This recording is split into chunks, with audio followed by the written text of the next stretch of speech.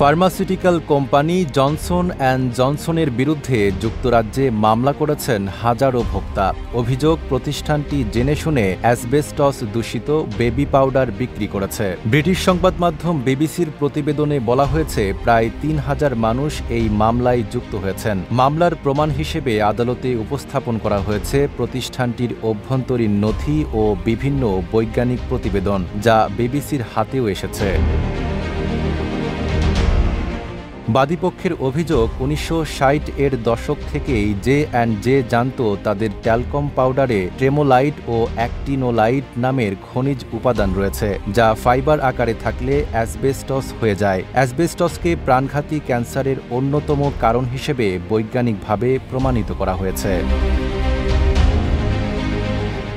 আদালতের নথিতে উল্লেখ করা হয়েছে, বিষয়টি জানার পরও জনসন অ্যান্ড জনসন কখনোই পণ্যের মোড়কে সতর্কবার্তা দেয়নি।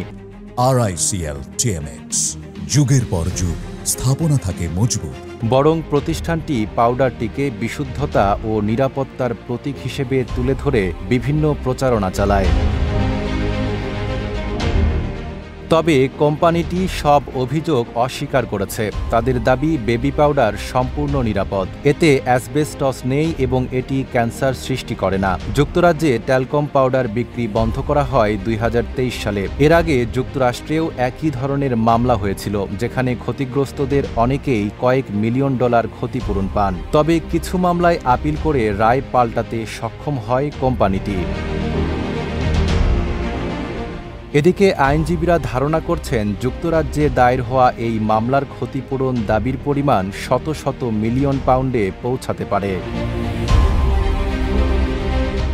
নাইম আরাবী, ঢাকা পোস্ট।